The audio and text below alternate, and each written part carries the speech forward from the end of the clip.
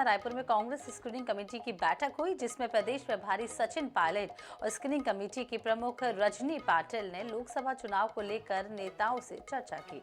तो बैठक के बाद पायलट ने कहा कि पार्टी नए और अनुभवी चेहरों पर दांव खेलेगी। पायलट ने यह भी कहा कि छत्तीसगढ़ में कांग्रेस का मत प्रतिशत कम ही रहा है, बल्कि उन्होंने भूपेश बघेल के लोकसभा चुनाव लड़ने पर कहा कि इस पर सीईसी फैसला लेगी।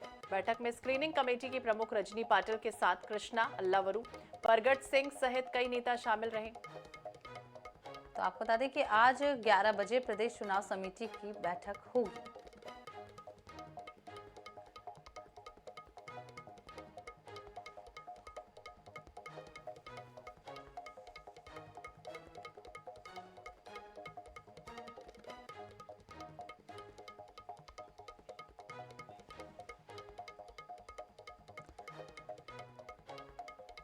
तो इसी खबर पर ज्यादा जानकारी के लिए हमारे साथ जुड़ गए विशेष संवाददाता गौरव शर्मा। गौरव, तो कांग्रेस स्क्रीनिंग कमेटी की बैठक कल हुई, क्या कुछ उसमें अहम फैसले लिए गए और आज भी जो बैठक होने वाली है, क्या कुछ उसमें विशेष होगा? छत्तीसगढ़ में कांग्रेस की लगातार दो बड़ी बैठकें होने जा रही है। कल एक बैठक हो चुकी है जो स्क्रीनिंग कमेटी की बैठक थी। इसमें प्रत्याशी चयन के मापदंडों पर और संभावित प्रत्याशियों पर चर्चा की गई। कई बड़े नेताओं के नाम लोकसभा सीटों से निकलकर सामने आए। पूर्व मुख्यमंत्री भूपेश बघेल के नाम का प्रस्ताव मोहम्मद अकबर ने रखा राजनांदगांव लोकसभा से। इसी तरह से रायपुर से ओबीसी चेहरे उतारने पर चर्चा की गई। महासमुंद से और दुर्ग से पूर्व मंत्री ताम्रध्वज साहू का नाम निकल कर आया। इसी तरह से कई अन्य लोकसभा सीटों से वरिष्ठ नेताओं के नामों पर प्रस्ताव भी रखे गए, चर्चा भी की गई। आज की जो बैठक होने जा रही है, ये बैठक रणनीति पर आधारित होगी।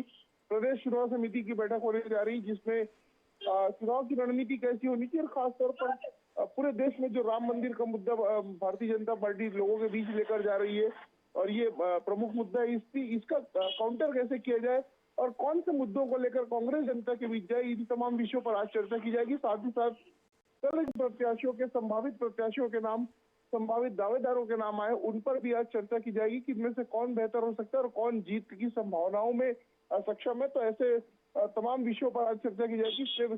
जो कल की बैठक हुई वो भी बेहद महत्वपूर्ण थी और आज जो बैठक होने जा रही है उससे भी खासा महत्व माना जा रहा है। जी तो बिल्कुल ऐसे प्रत्याशियों की उम्मीद जताई जा रही है जो जीत का मादा रखते हैं, उन पर चर्चा और खासतौर से ऐसे कौन कौन से विषय हो सकते हैं जिस पर चर्चा होनी है, देखना होगा। नजर बनाए रखिए। बहुत बहुत शुक्रिया गौरव तमाम जानकारी के लिए। हमारी कोशिश रहेगी कि हम नए लोगों को मौका दें, लेकिन जो अनुभवी लोग हैं जो चुनाव जीत सकते हैं उस पर पार्टी अपना दाव खेलेगी। ये चुनाव जीतना बहुत जरूरी है और मुझे लगता है कि जैसा पहले यहाँ चुनाव हुए उससे कहीं बेहतर प्रदर्शन हमारी इस बार होगा। हमारा वोट शेयर इस विधानसभा चुनाव में कम नहीं हुआ है। हम चुनाव हार जरूर गए लेकिन मत प्रतिशत हमारा बराबर था पिछली बार की तरह। मध्य प्रदेश में भाजपा ने लोकसभा चुनाव के मद्देनजर अपनी तैयारियां तेज कर दी हैं। पार्टी ने प्रदेश के 4 जिलों में नए जिला अध्यक्षों की नियुक्ति कर दी। तो प्रदेश महासचिव भगवान दास सबनानी ने इस संबंध में लेटर भी जारी किया है। पत्र में कहा गया है कि यह नियुक्तियां तत्काल प्रभाव से लागू की जाती हैं। बीजेपी ने बालाघाट, बुरहानपुर, रतलाम और छतरपुर जिले में नए जिला अध्यक्षों की नियुक्ति कर दी है और बालाघाट में पूर्व मंत्री रामकिशोर कांवरे को जिम्मेदारी सौंपी गई है। तो वहीं बुरहानपुर की बात करें तो मनोज भाने, रतलाम में प्रदीप उपाध्याय और छतरपुर में चंद्रभान सिंह गौतम को जिलाध्यक्ष बनाया गया है। एमपी में लोकसभा की 29 सीटें हैं। 2019 के लोकसभा चुनाव में बीजेपी के खाते में 28 सीटें आई थी, जबकि कांग्रेस को सिर्फ छिंदवाड़ा संसदीय सीट पर जीत मिली थी।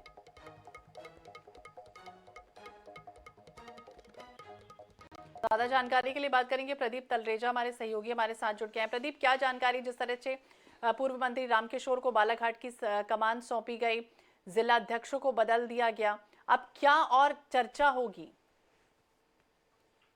देखिए, बिल्कुल मध्य प्रदेश में जिस प्रकार से हमने देखा है कि जो विगत दिनों अनुशासन समिति की बैठक हुई बीजेपी में, उस बीजेपी के अनुशासन समिति की बैठक के बाद कहीं ना कहीं जो अन्य कोई महत्वपूर्ण निर्णय थे वो जरूर देखने में आने वाले थे। और देखिए, कहीं ना कहीं उसकी ही ये कहा जा सकता है, उसी के तहत ये कार्रवाइयां जो है वो देखने में आई है। और इसको इस तरीके से भी देखा जा सकता है कि बीजेपी किसी प्रकार की कोई कोताही लोकसभा चुनाव में बरतना नहीं चाहती है और इसको लेकर के जो तमाम जो बदलाव हो वो किए गए। देखिए, बालाघाट की बात हो, बुरहानपुर हो, रतलाम, छतरपुर, ये 4 जिले ऐसे हैं जहां पर 4 नए जिलाध्यक्ष बनाए गए। लेकिन सबसे बड़ी बात है कि जिस प्रकार से बालाघाट में जो पूर्व मंत्री हैं रामकिशोर कावरे, उनको कहीं ना कहीं जिला अध्यक्ष बनाया गया, तो ये इस बात की तरफ इशारा जरूर है कि मध्य प्रदेश की तमाम 29 सीटें लोकसभा के चुनाव जीतने के लिए या पूरे जो काम है वो लगातार बीजेपी की तरफ प्रदीप, से ये किए भी जा रहे हैं। समझना चाहेंगे कि अभी हाल ही में जिस तरह से बीजेपी लगातार जो बागी थे या फिर जो भीतर घाती हैं वो शिकायतें मिल रही थी, उसके बाद एक्शन मोड में आ गई थी, तो ये बदलाव जो हुआ है वो क्या इसी वजह से हुआ या क्या और इसके पहलू हैं? देखिए, निश्चित तौर पर जरूर कहा जा सकता है कि जिस प्रकार से बीजेपी में बदलाव हुआ और विगत दिनों जो अनुशासन समिति की बैठक हुई है और उसमें ही ये तमाम जो निर्णय हैं देखने में आए। तो देखिए, अगर बात शिकायतों की जाए तो विधानसभा चुनाव के तहत हमने देखा था कि तकरीबन 100 से ज्यादा ऐसी शिकायतें थी जो लगातार बीजेपी में हो रही थी कि इनके द्वारा जो है वो काम नहीं किया गया चुनाव में, या अन्य प्रकार से जो कहीं ना कहीं जो काम करने चाहिए थे वो नहीं कर पाए। माना जा सकता है कि ये सब तमाम जो बदलाव जो है वो देखने में आए, वो कहीं ना कहीं इस ओर इशारा जरूर करते हैं। जी जी, बहुत बहुत शुक्रिया प्रदीप तमाम जानकारी देने के लिए।